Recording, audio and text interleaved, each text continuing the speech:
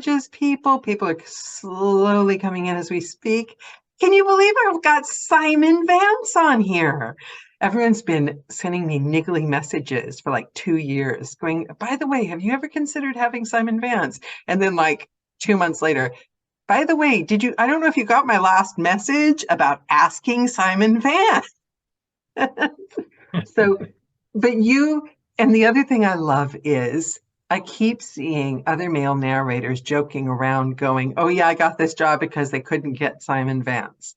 I get, so you're not only, I mean, nobody can argue that you're like extremely successful, but you're liked, right? And the two don't always necessarily go together. It's, what part of England are you from, Simon? Brighton, south coast. Oh, Directly south of London, yes. Brighton's very hip. It was always hip. It's the one part on the coast, south coast, where most of its retirement communities all the way along. I mean, it's like built up all the way along, you know, from Portsmouth all the way across to Dover or something like that. But there's a lot of these places have sort of more elderly communities. And Brighton, because of the train would come straight down from London, that it unloads all the youth of London into Brighton. So it's definitely very hip. And of course, we had a lot of, in the 60s when I was growing up, the mods and the rockers would fight it out on the beaches and stuff. So it's a very exciting place to grow up. There's a movie. There was a famous movie. I love, do you know the name? There's lots of them. I mean, which one are you, what the age one where they all go down and fight? The young guy wants to pick up on girls and they all go down and fight. Well, there might be the other one. Quadrophenia, of course. They made the Quadrophenia. Yes. That was, well, you know, the Who with their, you know, going down to Brighton on Pinball Wizard and stuff. So they knew it very well. Yeah, mods and rockers on the Brighton beach. Great fun. So 10-year-old Simon, were you in Brighton when you were 10? Oh, yes. I was born in the mid-50s. So I was there. I stayed there till, well, I mean, I guess I went to university in 74. I finished high school, the equivalent of high school, in 74 and went off to Leeds University. But I was back during vacations always. And eventually, I suppose, I mean, I was at university off and on, there's a whole story there, but till about 1980. Well, my dad had died in 79. So my mum moved and it was a smaller house. And when I went back to Brighton, because I did go back after university, I drove a bus for a year, and I went back to Brighton. And, wait! Yeah, we can't go over the bus. Where were you when you drove a bus? Were you driving a bus? Well, okay, there's a whole lot of stuff that goes into that. But what I graduated in 1980. I went to university in 74. Right. I did a year of civil engineering. Okay. Behind that, I didn't enjoy it. I didn't pass all the exams first time. I went back to retake them in the summer of 75. Was this a dream you were following or a box you were ticking at the time? For what? Buses? For civil engineering. No, civil engineering. Oh, well, see, we'll have to keep stepping back. Eventually we'll get to the year I was born. But yeah, high school, because I know you've spoken to a few other English narrators, but you know, we do O levels at 16, and then we have 2 years of A levels, advanced levels, ordinary level exams. Still don't understand that, and I've been here. And there's also GCSE exams and all the rest. On my A levels, I did physics, maths, and economics, because and we say maths, not math. Physics, maths, and economics, and we had a careers master, and I went to see him, and he said, "What was it? I can't remember. I haven't told this story for a long time, but he said something like, well, you could go into." I don't know, but it ended up as engineering was one of the options. I think I was thinking about, anyway, engineering was one of the options. And I thought, well, that's good. Maths and physics, that'll be great. Forget economics. Nobody uses that. And so I took on civil engineering, went and designed bridges for a year or whatever, you know, some very strange projects we had. But as I say, I didn't enjoy. I did a lot of other things I did enjoy, some of which I probably can't talk about. But I did, you know, I did courses in philosophy and stuff like that. But I come from a medical family. My parents were both, one was a doctor, one was a nurse, and generations of doctors, actually. So I was trying to be practical. There's a whole other thing. God, I'll keep jumping. I like jumping. I'm a Gemini, okay. Jump away. But question, was there an expectation of you ever going into the medical field? No, fortunately, I had an older brother. He's sort of Oh, pointed good. end of He got so the job. he takes that. Well, he ended up becoming a dentist. Didn't get into medical school, became a dentist, and he's now retired. But I'm not sure he enjoyed being a dentist. But anyway, a lifetime being a dentist. I hear they have the highest suicide rate. Yeah, well, he's still with us, thankfully. But Yes, yes. yeah. So, which of my many stories am I in the middle of? So I was civil engineering. I went to do civil engineering, didn't enjoy it. At the end of the year, I failed one too many exams in that 5-exam course, whatever you had to take. You had to pass them all. So I went back to retake them. And over the summer, two things happened. One, I sort of changed my mind about doing engineering. I wanted to do something else. And so I decided when I went back to university to do the retakes, which towards the end of the summer, I would actually go and talk to the economics and politics department. Having said that, nobody does economics. I thought I'll do economics and politics. At the same time, I also, Brighton was very good for teaching, for having foreign language students over. So I dated some Swedes and I had a Finnish girlfriend. I met a Finnish lady and we went out for a long time. I went to Finland in the summer of 76. That's again jumping forward back to 75. I ended up, politics sort of laughed at me when I went to the office, but economics said, well, we'll take you, but we can't take you this year. We'll take you next year. Wait, why did politics laugh at you? I looked too ordinary. I think I needed to be more revolutionary, and I wasn't. I don't think I had the right qualifications. I hadn't What done the was right your thinking? levels. What was your thinking when you were going through all this? Were you in like angst and up all night and what am I going to do with my life? Or were you just like, what's the next step? Okay, maybe I'll try this. You sound like you were very like calm about it. Yeah, I think you have to bear in mind that in England at this time, we didn't pay for our education. It was all supported. So it was, once you got to university, it was great. Do whatever you like. It's all learning about learning and whatever. And I was never quite sure what I wanted to do. I mean, to go back, as I say, I was going to jump a little earlier. My parents had sent me to a drama school on a Saturday morning to get me out of the house. Well, how old were you? At that point, well, okay. To explain that, I must go back another step. This is like my favorite guest I've ever had. You like talk the way my brain runs. Well, good. That's wonderful. I mean, maybe you can translate it for the audience. But I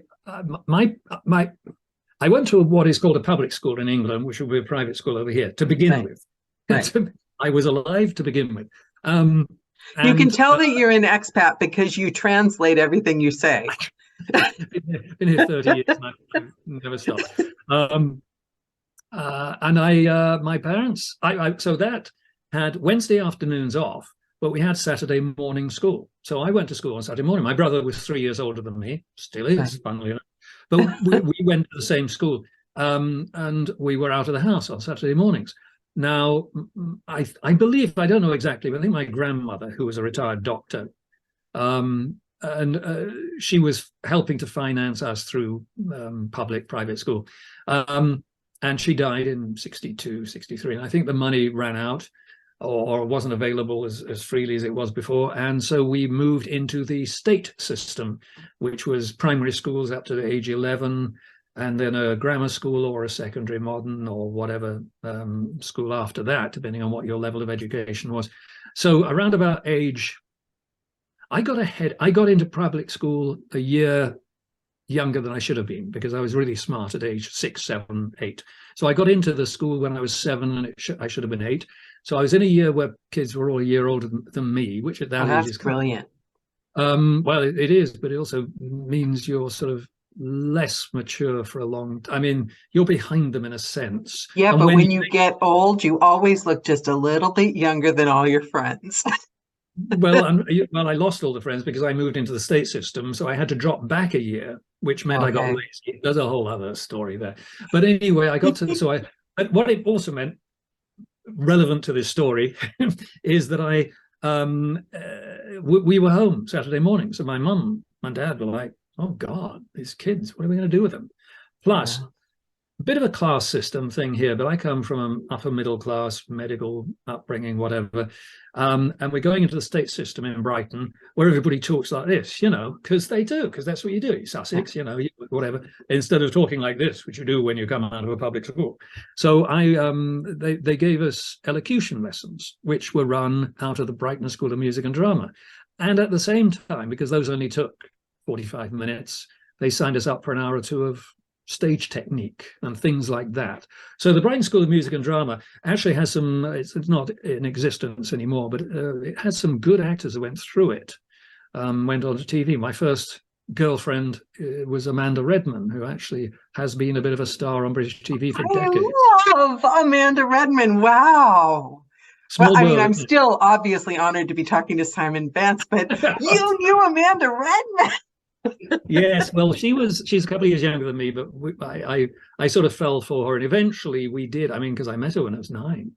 Eventually we did date when I was about 16, 17. I don't know quite, but we went out for a while. I mean, there's a whole other thing there, but we, you know, but it was a good place to go and good place to, you know, play. And I caught the acting bug, I suppose. But because I came from a very practical family, as I say, of medical people, to me, it was acting was something you did as a kid. It's not something grown-ups did. So I was always, I had this artistic bent, or whatever you might call it, but I didn't feel free to lean into it until I'd done a year of the exact opposite, which is civil engineering. At which point I went, okay, you know, I'm not really built for this practical world of building things or, you know, treating people and whatever. I have a soul and I would like to use it. I need to express myself. So I started expressing myself. And in the time I was at, I keep saying the equivalent of high school, I ended up going to Varndine Grammar School, and I started at the very top of the class, and slowly as the years progressed, went down, because I got very lazy. But I did get to university. But in those years, I had a very good friend called Chris Slade, who's still alive and lives in Plymouth. And his dad, Keith Slade, had worked for the BBC, and he was actually one of the founding producers, first producers at BBC Radio Brighton when it opened in 1968, and I was 13. Around that time. So I knew Chris and I knew Keith, and Chris went straight from school into that. He didn't go to university. I kept in touch with him. He was working in the studios, and then one day in the summer of, that would have been 75, I think, or 74. God, no, 75 probably. It was a year when I got fired from a summer job. I mean, how do you get fired from a summer job? But I did. It was the bakery. What did you do? What did you do? To get fired, or at the bakery? Yeah, to get fired. Oh, there was a machine. I did these little, what do they call them? Scotch pancakes or something, little bits of dough that would, and there's a machine that you go like that and it goes, and then you do that and this thing's moving along. And there was something, I don't know, it was the timing or something like that. I wasn't getting it right. And the guy didn't like me, the foreman. He said, well, if that's the best you can do, you might as well, I'm going to fire you. And I was like, oh, yeah, right. Yeah. Okay, fine. And I came in on the Monday. That was a Friday. I came in on the Monday and he said, I thought I fired you. So I went up to see the guy and I was fired. It was 2 weeks in. So what was I going to do? I went and visited Chris down at Radio Brighton, the studios there. And I had a couple of friends there I'd met through him. And I was chatting to him. And I think it was in the lobby. And Keith came down the stairs, Chris's dad. And I can remember now, rubbing his hands, going, oh, Simon, do you want to earn a couple of quid? And he said, come on. And I went up there, and they were, the BBC was so short of money. They take their tapes, reel-to-reel tapes, and people record on little sort of 5-inch reels and stuff like that, and they put on big loops, and they've all got yellow stuff in them. Anyway, you know, the how you glue them together, the bits, the editing tapes and stuff. And basically, he wanted me to take all these little reels and loop them onto a big reel so they could reuse the tape. And I did that for a couple of quid and a couple of more quid. And then I started going on. They invited me on the air, and I started doing programs. And by the end of that summer, I was presenting an afternoon show, just filling in for people who were on holiday and doing a lot of other work. This actually comes around later on. So this was while I was still going to university. This was a summer job. This is before you're driving the bus. This was before I was driving the bus. So I went back. I took the year off. met my Finnish girlfriend, went and lived in Finland for 3 months in the summer of '76. Phenomenal. I still, I look on that as one of the best times of my life. I went back and did economics. I broke up with a Finnish girlfriend, which totally crucified me. I don't think I dated a girl for over a year, and I was 20. So it was like, I was devastated. The first love. Oh, yeah. Well, after Amanda Redman, of course. Oh, after Well, Amanda. I mean, Amanda's like a whole other Amanda level. Redman, she would probably deny any knowledge of me or something, but she's an interesting lady. But anyway, I got to the end, did the work in the summer at Radio Brighton. At Leeds University, I became. They had a on-campus TV society called Network 4, and every Thursday we put programs on the closed circuit TV across the whole university. It was great fun. I became, and we did radio show as well combined with the local BBC Radio Leeds thing, and I was connected with that. But I was. For a year, I was executive producer of TV, which meant nothing except. But what was your ego like at this point? Was this like, oh wow, I'm the big I am at this point, or were you just still going from thing to thing, doing whatever job happened? You seem like you just went from thing to thing and took what life presented to you. I've never met anyone that could just do that without having their ego deflated. Like when that guy fired me after 2 weeks, I would have been crushed. And you're just like, oh, well, I just went and did something else. It's really interesting, isn't it?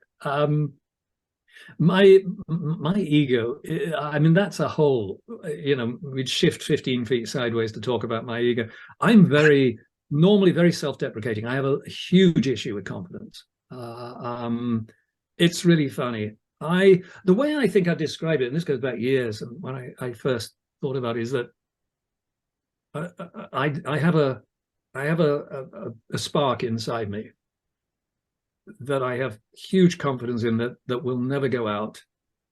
It's everything else around it that lets me down. I mean by myself. I don't mean anybody else. Nobody else. I'm responsible for myself.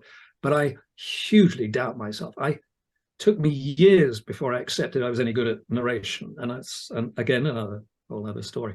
But that sounds like the way they describe in all the documentaries. That sounds like Frida Kahlo and all the artists and all the.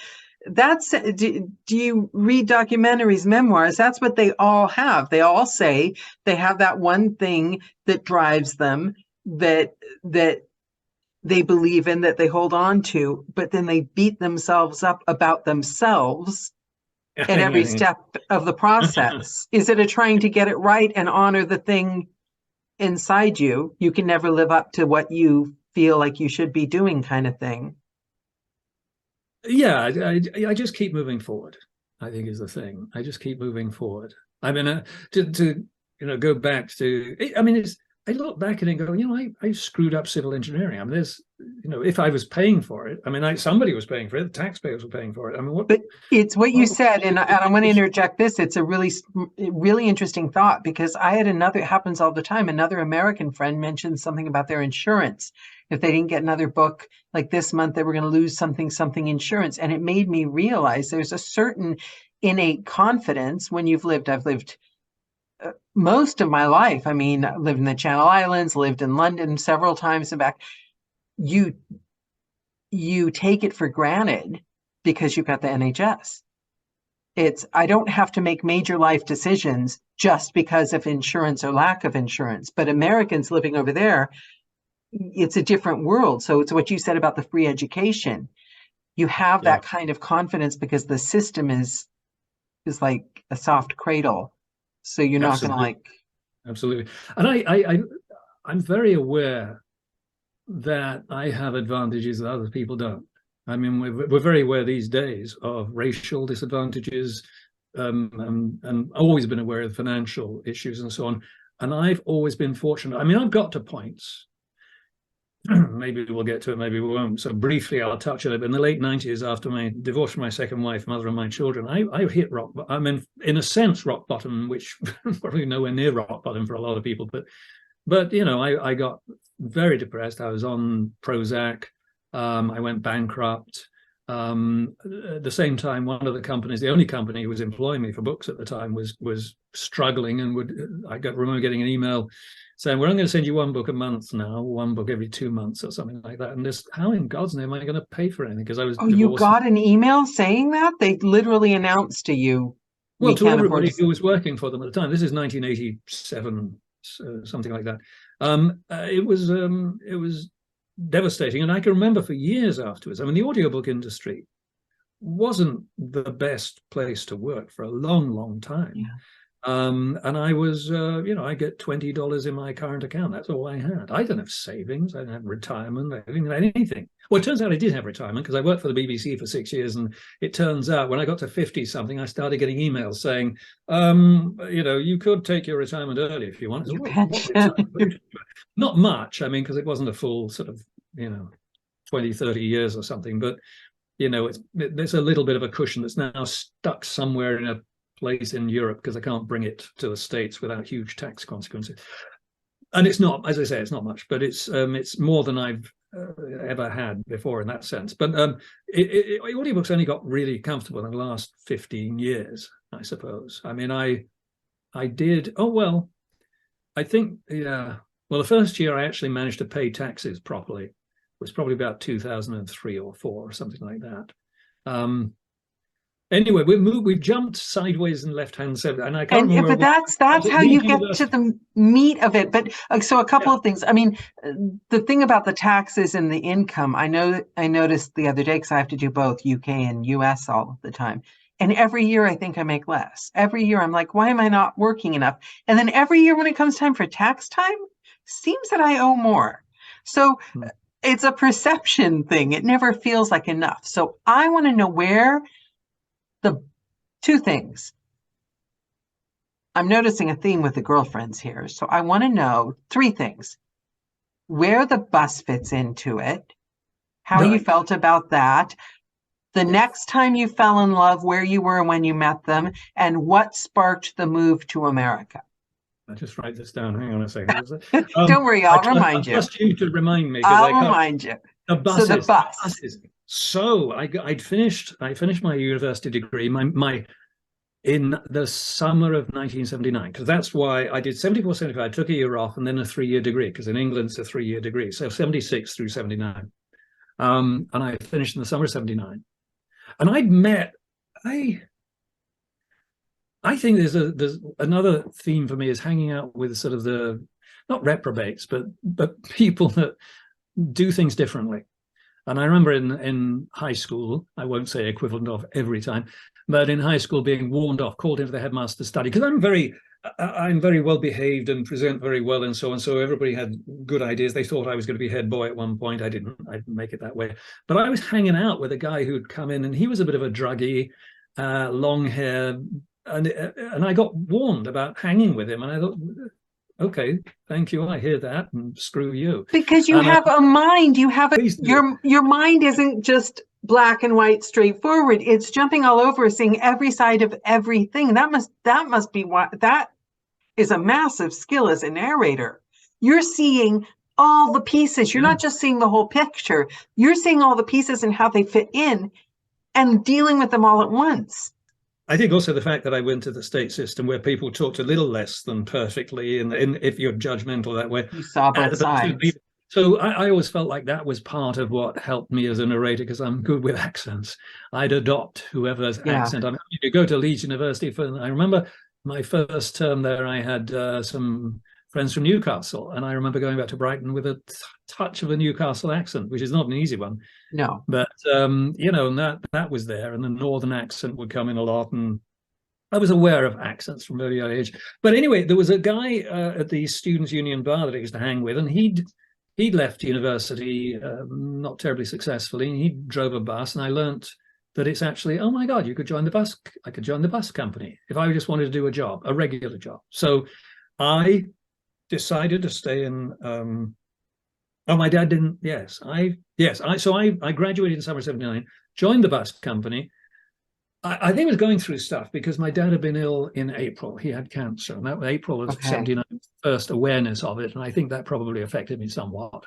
coming through graduation going, what am I But going to that's a do? good job to have, isn't it, at that time? Because you get away from yourself and you don't have to think as Oh, the much, do buses, yes. you? I mean, I went on the bus, and I was a bus conductor, because you're a conductor first, which means Oh, I was the guy at the machine giving the tickets out. yeah. So I served my apprenticeship, as it were, and they put you into driving school.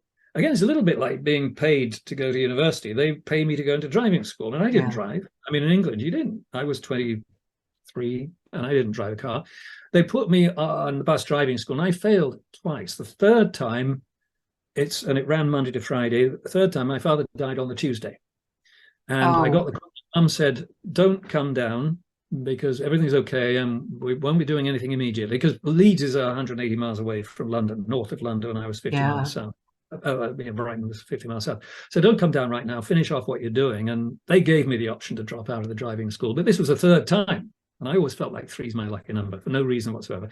And I saw it through. And on the Friday, taking the test, and you sit at the front of this huge double-decker bus, and your instructor is there and the examiner sitting behind you. And of course, devastating week, I just remember just going, screw this, I'm just going to drive the effing bus. So I drove the effing bus. And there were some points, apparently, the instructor said the examiner looked at him and went, "Wow, this guy's good." Because I was like, I didn't care. And that's the thing, when you're doing something like that, you're driving a bus, it's the anthropomorphic sense of where the bus is compared to your body. It's the feeling you get when you're in a canoe. You are the canoe, you are the bus, you are the vehicle, whatever. And my sense was I was out there. It was great. So I passed, which was great. Do you think that because having that tragedy, because I read somewhere that like when you have tragedies, it shifts you Oh yeah, out of your normal who you are. yeah. So you had to just like, Yeah, in its simplest sense, the people talk about going to do auditions for theatre, TV, and it really helps if you had an accident in the car on the way over, because then you're totally out of your head. I've heard that. I have heard that. You are totally distracted. It doesn't have to be an accident, but something bad happening, and it's like you're so angry, you're not worrying about the performance. Yeah.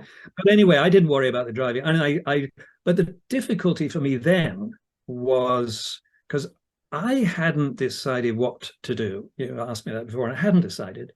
I figured I was going through the process of trying to work it out. I could be a teacher. What, I don't know, but something. Teaching English as a foreign language came up at one point, because I'd met a lot of foreign students by that time, for one reason or another. Usually the one reason. But anyway, I could be a teacher. I had a rock band in Leeds. We didn't I do love anything. that. What was it called? We a splinter group, actually, splinter group. I mean, there is one. I noticed somebody in the 80s, I think, or 90s, did a splinter group, but it's yeah, that was our name. But we just wrote songs and played in people's basements or something, or just to rehearse. We just endless rehearsing. I think they did go off and do some gigs after I left, but using some of my songs apparently, but they were terrible. But that was in my mind. It's like, oh, I could be a baseball star or something. People do that. Oh, I'll be a rock star. That'll be easy. There was theatre. I can't remember what else. Oh, and there was Radio Brighton, because I'd worked there in the summer. The BBC. I'd worked there in the summer, so I basically thought I could do that. But I wasn't. I was still working that out when I was driving the bus, and then as the year progressed, I got to drive the bus with a conductor of my own, which is a certain pay rate. And then you could go to OMO, which is one man operated, which is what all the buses are these days. But that was a new thing then. And it paid a lot more money. Okay. And I decided to get out of that before they paid, because it was not, here I was, no responsibility, a job that had barely any responsibility beyond trying to avoid hitting things, and knocking over passengers when you break the bus too fast. So I decided to go back to Brighton. Plus, my dad had been dead 6 months by then, and I thought it'd be nice to be back with the family. You could help and everything. And, I could help. Yeah, I'm not sure I did, and it was really hard because they'd moved to a small house by then, and it was like, oh my god. So I only lived in the house like 3 weeks or something. That's a lot of memories, and it's a shock, and it's it was hard, very hard. But but I did. So I went back to Brighton. I went back to start working at the radio station part-time. And here's a bit of a revealer, I think. I was a job came up for, it was called a station assistant, standard local radio title for what was really a junior producer role. And I didn't put in for it. I thought, I don't have the experience for this. And the program organizer, who's like the deputy head of the place, came past me on the stairs one day and said, Simon, why haven't you sent me an application form for this? And I said, I don't think I've got the experience yet. Because it was hugely, they had 250, 300 applicants. And he said, look, give me an application form, because the deadline had passed. I'll find it in the bottom of my drawer. Oh, I love that. He had faith in you. He had faith in me, and I went in for it, and I got the damn job. And I was there for 2 years. So I joined in 1980, the end of 1980, part-time, I think, at that point, and then fairly soon got the job, and was there for a couple of years. And then in 1983, I was getting a bit bored because I don't have ADHD. I'm not diagnosed, but have you ever read Barbara Scher's book Refuse to Choose? No, I haven't. You are like the person she wrote the book for, basically. Okay. Well, so I was there, and I was getting restless, and my friend Chris, who'd gone into local radio, he'd gone up to London to BBC Radio 4 as a newsreader. And it's always like somebody's gone ahead of me. Well, if he can do it, I could do it. Yeah. And so I did. And I started an attachment. They do attachments at the BBC. So if you're in one department of the BBC, you get access to fill in for somebody who's out for a while in another department. They call it an attachment. And it's a way of apprenticing people on their basic pay or whatever. So I did an attachment, and then I actually was offered a job there. So I was at Radio 4, BBC Radio 4, part of the news reading presentation team, because it's the speech-based network. So there's a lot of drama, there's a lot of plays and a lot of news programs. And we did the continuity between the programs and read the news as well. Do you know that your whole life story, I'm flashing back to every British sitcom I love, On the Buses, the London. Working my way through. Yes. Working my way through those. So why did you move to America? Yes, okay. So we'll jump. Well, I'm at Radio 4. I had done, at Brighton, I had done some theatre, because, you go back to, I had this in my blood. But only kids do it. Adults don't. Right. Well, and had you not given it another thought in all those years after the theater? Actually, I did think. I think might have been another one of those. No, I don't know. When I went back to Brighton, I don't know that it was. I don't think I could take it seriously enough, or as that I would be good enough. Yeah. Again, I don't know if I'm good It's self-belief. It's there's a lot. It's the big buzzword now in psychology, the future you. It's who do you think you are? It's not like attaining individual goals. You have to have the belief that you are that person that you want to be in the future. If you don't believe it, you're going to like demolish yourself. So it's like at the time you didn't believe that you were experienced enough for the job. It took you a while maybe to believe. There's a huge perfectionism in me. And if I don't think I can do that to the way, if I don't think I can do it the way I want to do it, I won't necessarily go in for it. Not still. Well, no. I mean, this is a whole, Yeah, when you were young. We'll get to the later part of life, the last few years, because a lot changed in a sense, in a way, for me. But the acting thing wasn't that big. But I did do some plays. With Keith Slade directed them. He was a radio drama director, but he also did theatre a bunch. He was a jazz musician too, fantastic guy. Wow. And I did a couple of plays, and I moved up to London, and I thought, well, that's it. I can't do any more plays. It didn't worry me. It was like, well, they were in England. Amateur theatre and professional theatre are very different. There's amateur theatre is community theatre. You don't do professional theatre unless you're equity and all the rest of it. So it didn't occur to me until I'd done a musical or two with Southern Musical Productions in Worthing. Yeah, I think it was Worthing. We did we Charlie Girl was one and stuff, and I played an American. There's some wonderful experiences. But I said goodbye to all that, went up to London. I got married the first time. I got divorced the first time. To someone you met in London? No. Oh, yes, actually, yes.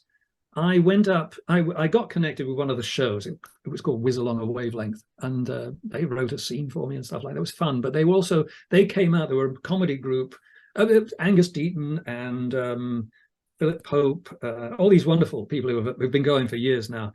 But they had this thing. They did Radioactive, one of the early things they did, but they were doing Whiz Along a Wavelength, and they did this, that had grown out of something at the Edinburgh Festival. So they went back one year. I knew the producer of the highlight program Radio 4, and I went along with them and just hung out. And I met someone there who was performing, who was at Scottish RADA in Glasgow. When we got back to London, she invited me to her 21st birthday party, and I met her best friend. Well, she has forgiven me, but it was like I ended up dating her best friend and then marrying her. And wait, but you were going out with her at the time that you met her best friend? No, okay. no, I never went out. I never went out with a lady. Diana. Not that I would judge, obviously. No, but Diana's a sweetheart, and she actually ended up. She went on to TV in Scotland, and ended up at Radio 4 later.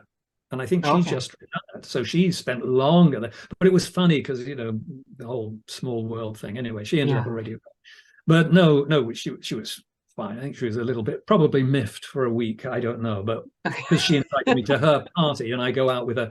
But we were not dating at that point. Okay. So that's okay. Never that's so we anyway got married to her, then divorced her 3 years later. It wasn't a terribly successful marriage. Was the divorce hard? Because from what you've said about like being in love with the person who you traveled abroad with and being, do you not take that? It doesn't seem like you would have taken that divorce very well. I don't take any of this very well. It's terrible. It was really hard, very hard years, very difficult years. But what helped me out of that was this friend I'd done musicals with. He was directing for the LT Players, which are the London Transport Players. I don't know if they still exist, but it's sponsored by London Transport. But there are no. My being a bus driver had nothing to do with it. There were no bus in it. It's all amateur theatrical people. And I did a couple of musicals with him. Kiss Me Kate, played one of the gangsters. He called me one day, somebody had dropped out. One of the two gangsters had dropped out, and they do the song Brush Up Your Shakespeare in that. And I said, okay, because at that point, I thought I was never going to do theatre again because I was BBC, TV, and all the rest of it was my future. And I went back and I did Kiss Me Kate, and actually did. Well, I met the lead in that, Diana, who became my second wife, and we did South Pacific together. I can't remember if we did anything else. Might have done a couple anyway, but she was American. I was going to say, I knew that's how, because that's how I came here, married a Glaswegian. It's usually the thing. Yeah, you move for love. we met. I was going to go to drama school. I got to the late 80s. There's a whole thing. I've got a very good friend, dear friend. This is sort of one of those convoluted connections, but at Radio Brighton, the engineer Roland had a sister called Jo, who I went out with in 1980 for a while. And I'm not going to mention this, Simon, but it seems like most of the pivotal moments come from someone you dated. Yeah.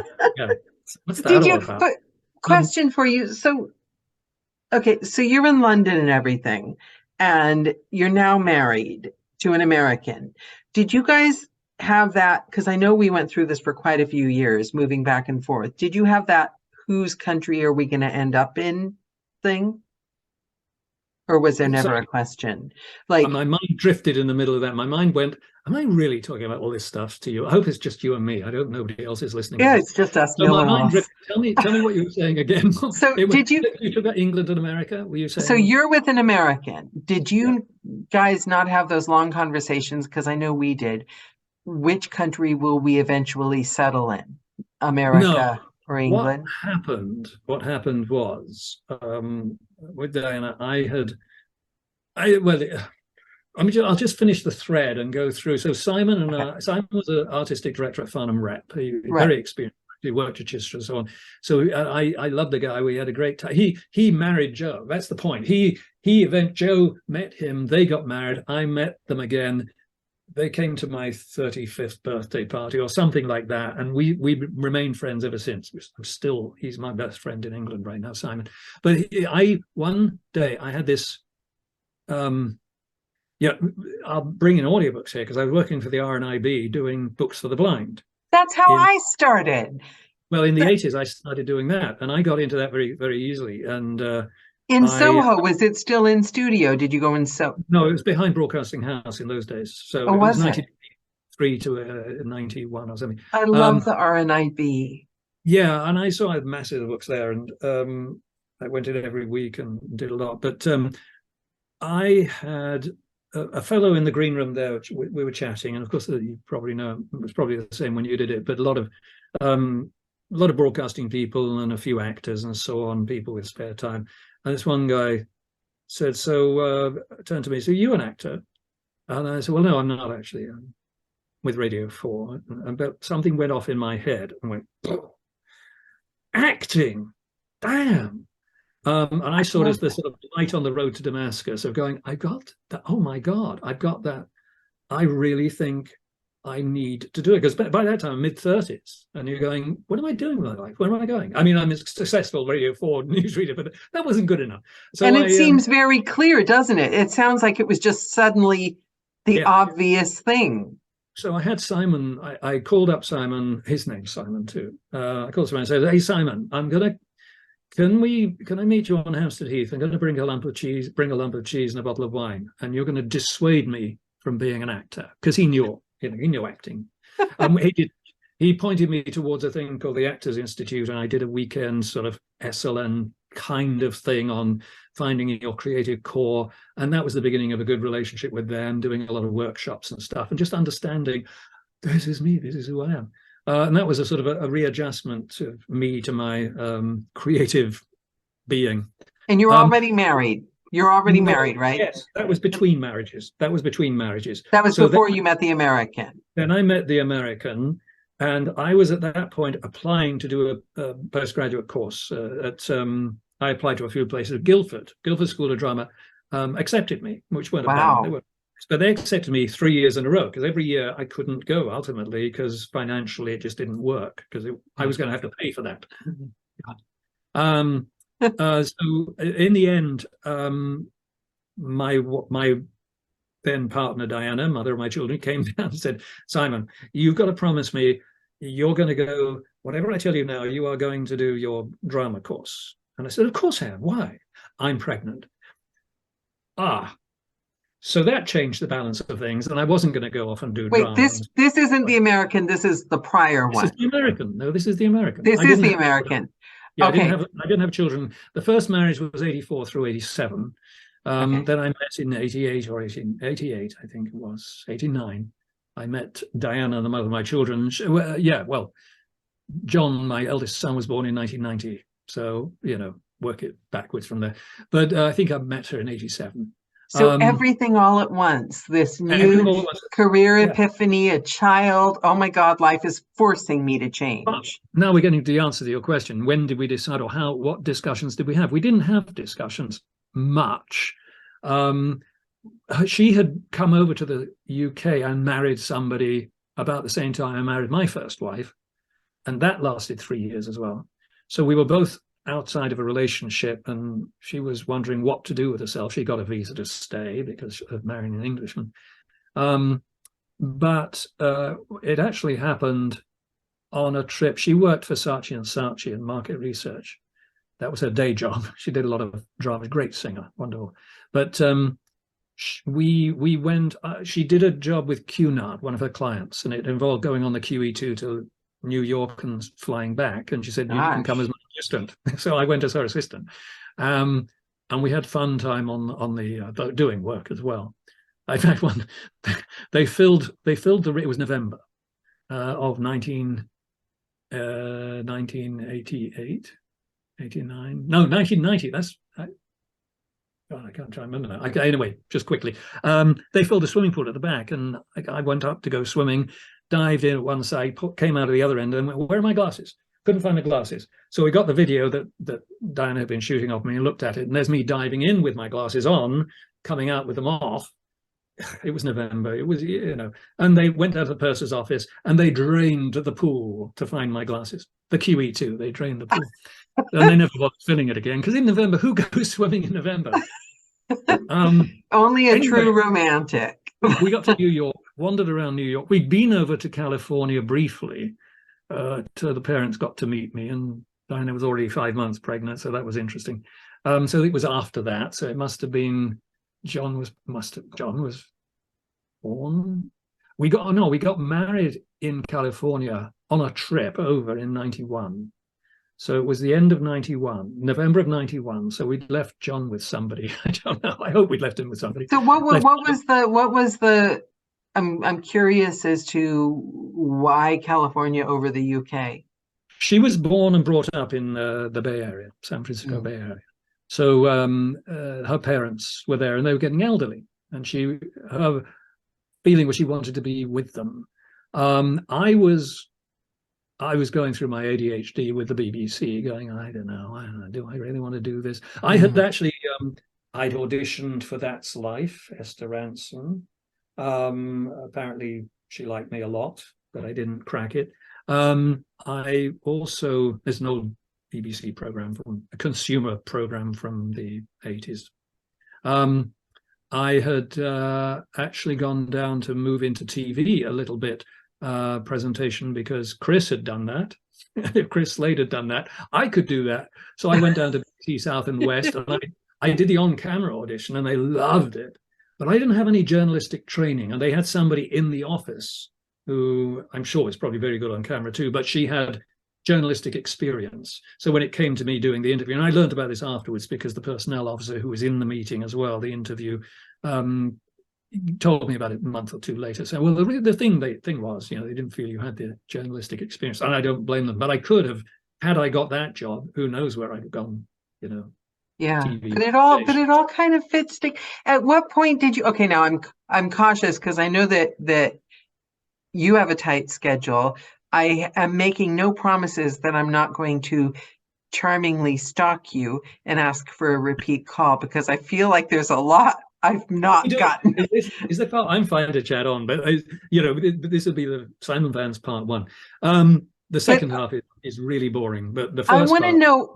I'm really curious about when you Okay, I think I have one question. I have 20, but did you suffer homesickness when you got there and go through that stage? Every time I move, I go through that stage. These bloody people, why do they do that?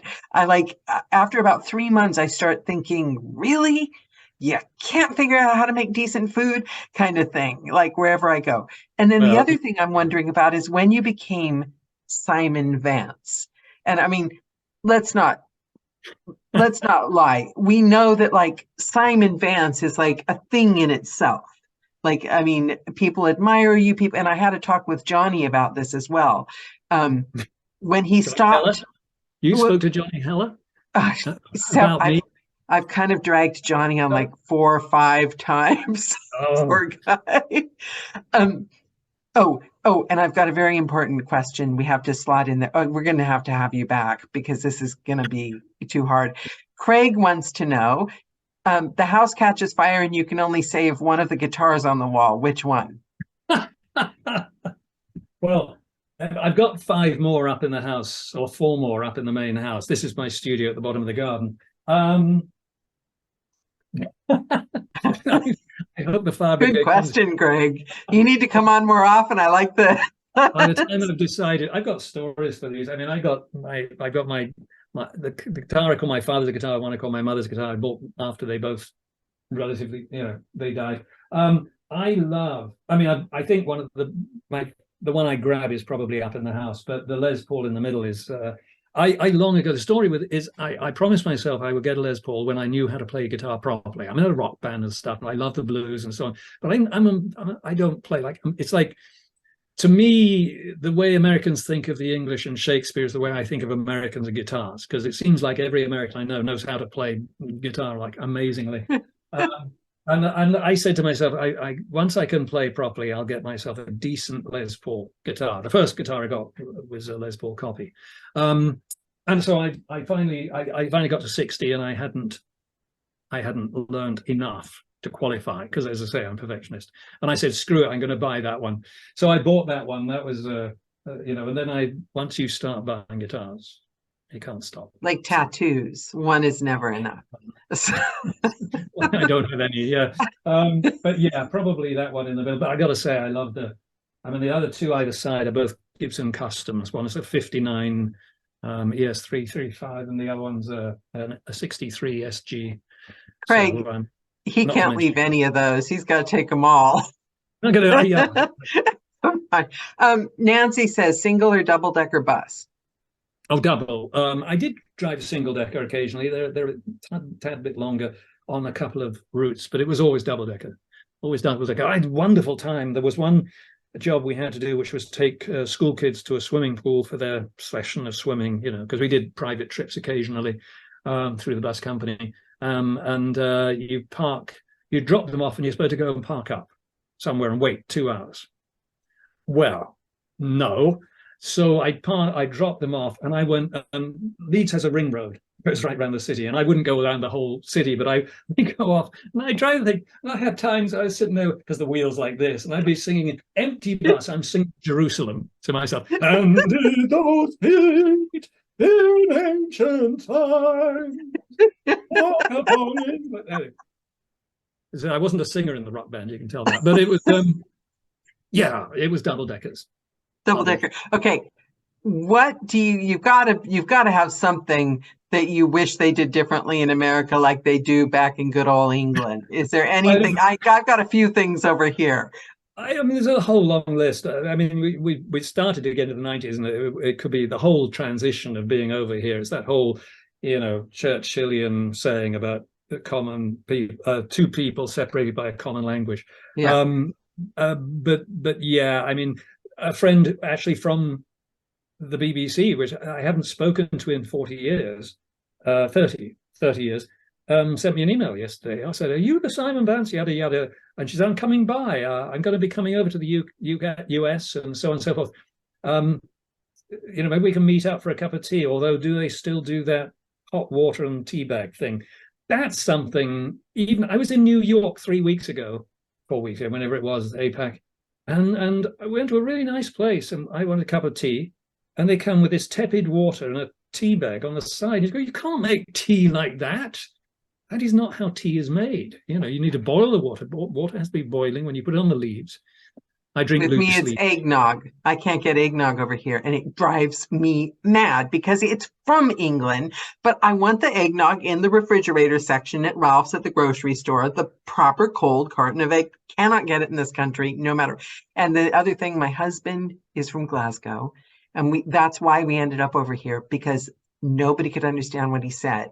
Literally, it got ridiculous to the point that but then we moved here, and the English couldn't understand what he said. Yeah, so I'm still translating. Yes, I'm not going to do an awful Scottish accent. That wouldn't be fair. But yes, in my mind, I'm going, yeah. I do like Scotch. I do like single malt. So I'm which whereabouts? Oh, Glasgow, you said. So yeah. Yeah, Glasgow. Yeah, I'd move there in a second. I'd love to live there. Okay. When you first realized that you were Simon Vance, as opposed to just because I asked Johnny this, and Johnny said it's really uncomfortable, because when somebody comes at you and they're they don't know you as a person, they know you as the name or whatever. Did you have a moment when you first realized that, and how did it feel? Was it weird? It's still weird. I have that'll be part 3. Okay. I have, the whole point of the reason I'm a success as an audiobook narrator is because I backed into it, because there was nothing expected of me. It wasn't I woke up one day and said, I'm going to do this. Because then I would go, and I've got to be this good before I can do this. Yeah. It's never going to happen for me. So I took it on because I'd been doing it for the RNIB, which was for charity, and I took that on because I wanted something to fill my time. It wasn't that I felt I was a good narrator or anything like that. I just wanted to do some good. I'd just come up to London and I didn't know anybody, and I went, and Chris Slade had done it for the RNIB, so I followed him because he could do it. So Chris has a lot to answer for. Oh God, him and his dad, incredible. They are I think their names need to be carved on my gravestone on my stuff. But as responsible, the person to blame. Where was I? The moment you realized you backed into it. Yes, I backed into it. Yes, so. I came over in the 90s and I wanted to be an actor. That was part of the deal, was that to drag myself away from Auntie Beebe's apron strings, because the BBC we call Auntie Beebe, and she has apron strings and you hold on to them for as long as you're in the BBC. And I wanted to let go of them. And I couldn't do it. That was part of trying to go to acting school. I couldn't do it because it was hard they paid me too well. And I was part of a good team and I loved what I was doing. But I broke that by coming to the States. Now, if I'd really been thinking about myself, I'd have gone to LA or New York to be an actor. But I thought, well, I'll be an actor in California. That's going to be good enough. And we came to San Francisco, which was okay, but there wasn't a big theater thing going on there. It's got good theater, but not great. It's not a center hotbed. And I managed to do some TV and film here, but in Northern California, but not much. But I came over and wasn't getting much work in the theatre, doesn't pay very well. And my wife's gay brother had met someone in the clubs up in San Francisco who narrated for Blackstone Audiobooks. And his name was David Case, also known as Frederick Davidson, died in 2005, lovely chap. But he took me through the basics. I put an audition tape together for Craig Black at Blackstone Audio, who took me on. And in 1993, I recorded my first audiobook. But I was doing that because this is a way to earn money. Yeah. You said, I've been doing it for nothing over in England for charity. And this is a way of making some money while I'm doing what I really want to do. And of course, people ask me now, why did I have a different name when I began? There are a couple of reasons. One is every single publisher had their own store of narrators and they kept them private, but you could work for different publishers if you used a different name. It's kind of an odd thing, but a lot of narrators of that time had different names. I never knew that. Yeah, that's why you'll find a lot of people have different names from back there. David Case was Frederick Davidson in one company and something else with another. Wow. But so I became Robert, and part of my argument at the time was if I'm a bad narrator, I don't want to mess up my acting career. So I don't want to be a bad Simon Vance narrator because nobody will hire me as an actor. So I used Robert Whitfield and Richard Matthews, and there's some of those books are still available out there. Be warned, it's a much younger me, but some of them are quite good. So I did that, and it wasn't, I got my first earphone nomination years in. I mean, people these days, it's like they need to get awards, they need to get stuff quick. There's always like, I got to get this, I got to do this. Yeah, I have to grow up and face that whole thing. I have to grow up and face it. So I did. What did it feel like when you got your first award? Did it feel like a big deal? First Audie nomination was, I think, at Treasure Island for Books on Tape, and the fellow at Books on Tape said, "Oh, you don't go to the awards ceremony. It's for the publishers only, really. Audio Publishers Association. You don't. It's about publishers winning the award." Fascinating hearing. That was 2002 or 2001 or something. Wow. Like that. But I went to the first one, 2005. That's when I won. In 2006, I won my first Audie. So but in those years, the early aughts, I've been narrating for 10, 12 years or more over here, and I didn't think much of it. I didn't think I was doing anything special. What about the process? Did you love doing it? Like when you were at the RNIB, did you think, wow, this is so much fun, or was it just a way to make money when you first started? I mean, I've always loved reading. I've been reading. I read at a high grade from quite young. When I moved from the public school to the state system, the private school to the state system, they give you reading tests, and they're often with the rest of the class. They're sitting at age range this or whatever, and I go in and they're going, okay, can you read this? Okay, can you read this? Okay, let's do it. So I was way ahead, even when I was 7, 9, 10. So I just love reading. It was never work. It was like, oh gosh, I can earn money doing this. I never thought about whether I was any good at it, because it wasn't necessary for me to be good at it in my mind. So I end up in the mid-aughts. My current wife, we've been married for 21 years. You see, I can do it. Is this not the one with the children? No, that went through. That was the one I divorced in the mid-90s, separated when we had 2 kids, and it was depression and whatever else. In America. Here, yes, because I've been here since 92. So, okay. But Cynthia, we went to visit Blackstone one time, and it used to be the days when there weren't as many narrators, and it was a big deal when a narrator visited the offices, and we all went out to lunch, sitting around a table, a dozen people, and I said something like, oh, I think anybody can narrate, really. And Cynthia kicked me under the table. And then as we drove home, because it's 5 hours up to Ashland from San Francisco, she talked me through what it is that I do as a narrator and why I'm good. We were listening to Girl with a Dragon Tattoo or something. And she said, see that pause there? See what you did there? And I'd never thought about it. I never had a mentor in audiobooks. I never had anybody say, this is how you do it. This is how it works. But it's good you didn't until that point, isn't it? Because if you're so self-critical and a perfectionist, if you had started thinking along that path when you started, you probably wouldn't have gotten to the point where you were good. But by the time she's telling you, look what you've done, you've now achieved it without your critical thinking brain on. Do you know what I think I like the best about you out of this whole conversation? Is how heartbroken you get over every broken love affair. I just think I think that says a lot about a person when they allow themselves to be heartbroken. They're the people.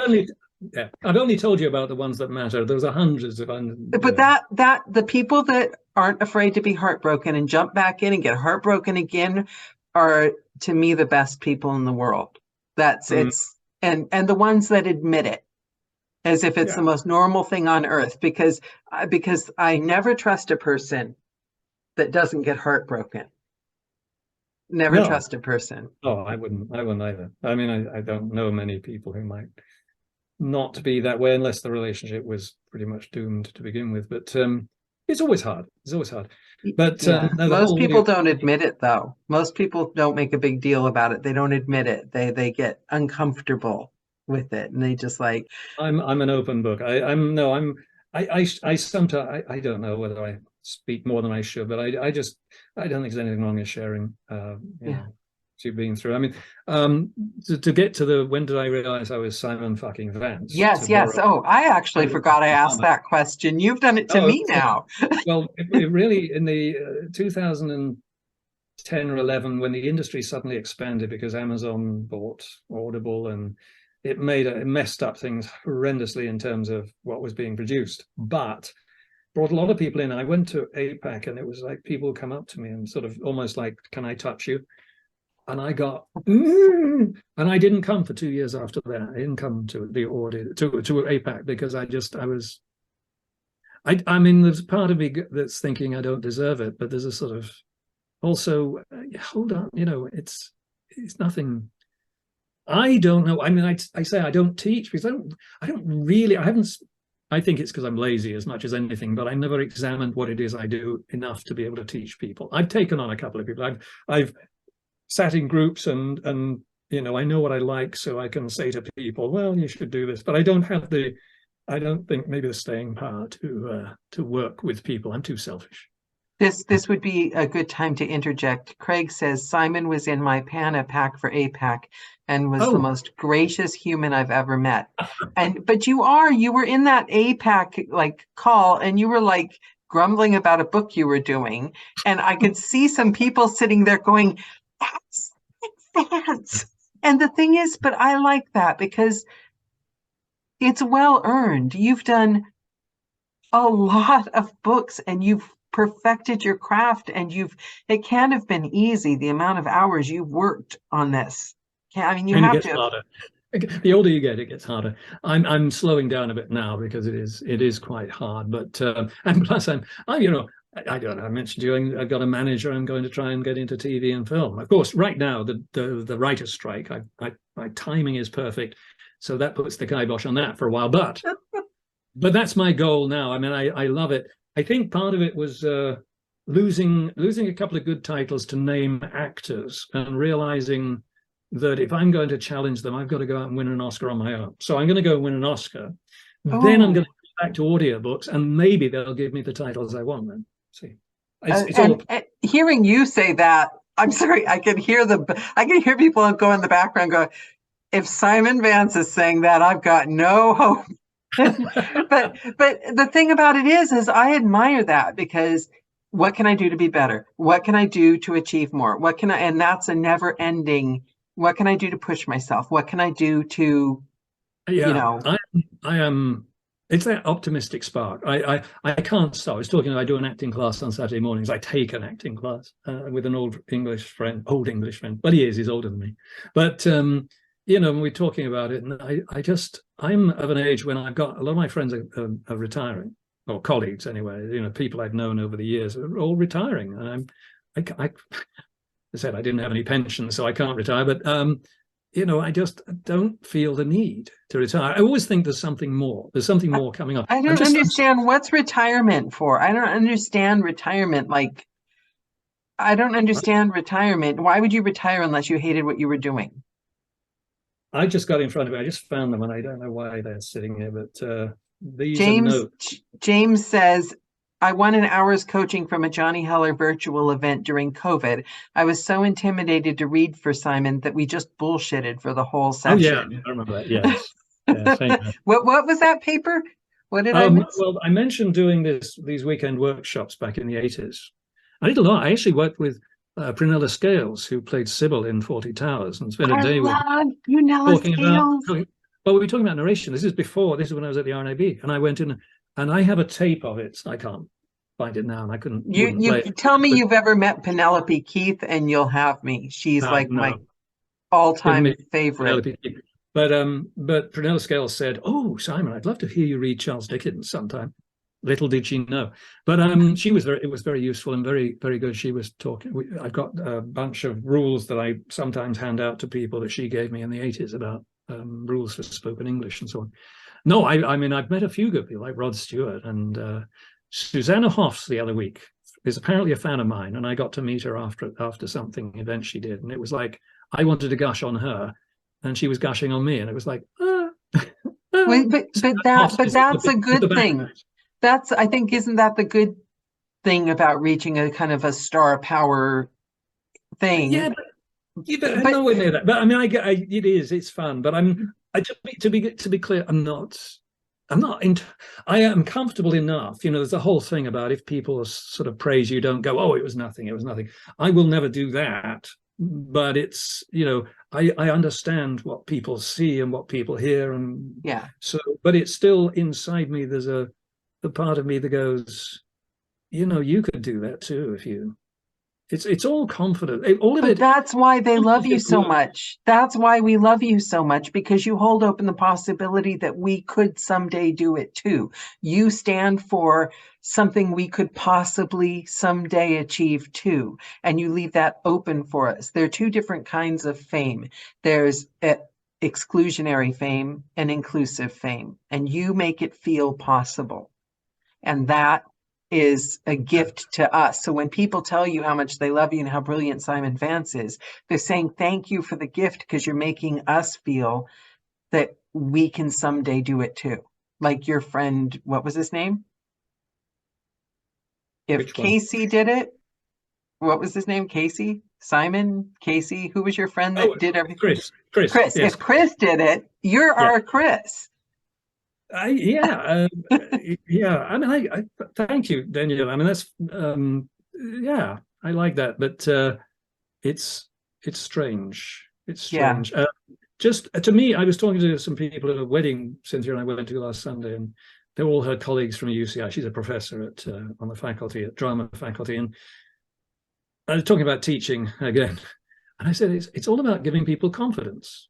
It doesn't really matter the details. I mean, it does, but you know, it's basically to me, because I don't like hearing teachers give the sort of, if it's this sort of genre, do that, and if it's this sort of genre, do that. But I understand the necessity of that when you're at the basics, when you need to have your something triggered. And I don't have a lot of tolerance for that sort of stuff, but I see the value of it, because that's that's the bottom of the framework that you then build on. The bit I like is the bit when you get to the top and Dumbo's there with a magic feather. That's the bit where you jump. That's the confidence bit. You jump off, you let go of the magic feather, and then you soar. To me, that's what a teaching in its ideal sense should be. It doesn't matter how the framework is built. There may be rules you have to follow, but you can build anything you like. Once you get up there and you jump, that's you. Because you're the only one in the whole world that can do it anyway. Yeah. So it's just giving you the support. Yeah, and it's going to be perfect. It's not going to be right. As is me talking to myself. It's not going to be right. It's not going to be perfect. I mean, I said the other week when we were in New York, I think I said, I don't think it's a book I finished. I haven't wished I could go back and start all over again. That's and rate it correctly, because, you know, there's always something that I'm not getting. But it's like, you know, Neil Gaiman talks about writing and how you keep doing revisions. Some comes a point you have to go, that's it, it's done, it's gone, put it out there. And you're not the same person, are you? You're not the same person, and there's nothing you can do to go back to being that person. You can act, but you're not the same person you were when you recorded the book. Hopefully. No, and it's, I mean, if you are, that's sad. It's very hard because we're doing books and it's very immediate. We don't have a chance to do revisions. I mean, and that's a problem that I would probably have got into, and I hear people doing that, because, you know, do a paragraph, oh, that wasn't right, let me do it again, oh, let me do it again, let me do it, oh, let me do that sentence again, I do that occasionally, but usually because of sense. You know, there's like two different senses of doing something, and I want to see which one works best. But you know, you can't keep doing that. You've got to let it go. For sports, again, talking to myself. I don't want to run out of time, and I have the most important question of all. Oh. And then, is it okay if I please stalk you to come back and finish the conversation? Sure. Okay. So here's the question. Nobody gets away without answering this one. For the YouTube audience that's going to be watching this in the next 60, 70, 80 years, if you could leave them with one sentence, one thought, one thing, if nothing else, that you would want them to take away from this conversation with you, one piece of advice, word of warning, funny joke, one thing you'd want them to walk away with, what would it be? Wow. I often will scribble things down because they appeal to me. I don't think I've got it written here in front of me right now, but there is something I wrote down a few years back, which is a little weird, but there are people not as good as you doing the job you want to do because they believed in themselves. Ooh. Do you know what I mean by that? There are people not as good as you doing the job that you want to do because they believed in themselves. That not to insult the people who aren't as good as you, but there's a sort of, you have a value. Don't undervalue yourself.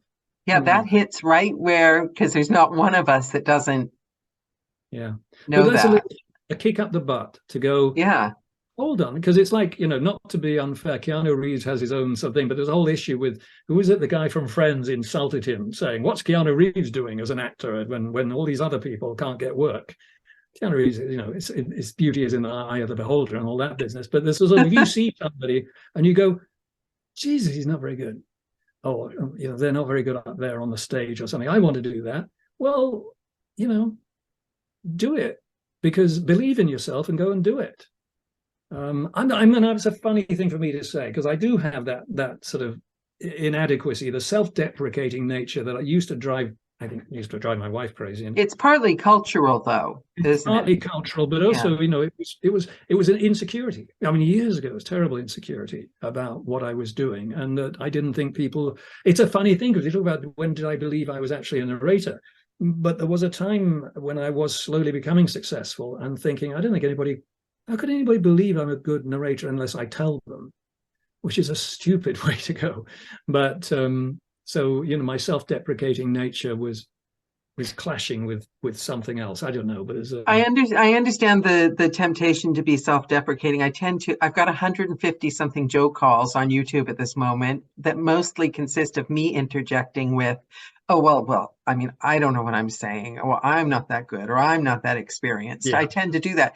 And it occurred to me that, like, how hard are you going to keep working and training and practicing? And how many books do you have to have before you stop telling people that, oh, I'm just the same as, because you do it Oh, because you want them to feel, because we are all equal. I believe we're all equal. And if you started yesterday, you are, of course, my equal. And you know that and you value that. So you want to put other people at ease by saying, I haven't done any more. I'm in the same place you're in.